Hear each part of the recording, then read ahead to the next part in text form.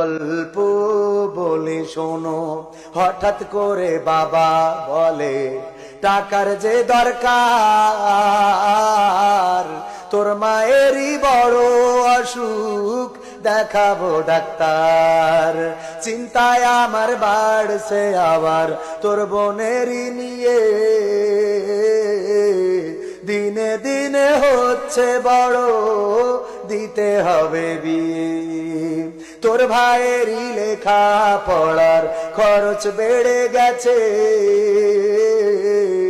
দরকার এখন অনেক টাকার, তোর কাছে কি আছে? পাইনি বেতন এখনো খোকা, পকেটটা যে ফাঁকা, তবুও বলে দেব না বাবা, দেব আমি টাকা। এমন মানুষ কোন সেজনা, এমন মানুষ কোন সেজনা, তোমরা কি তা জানো?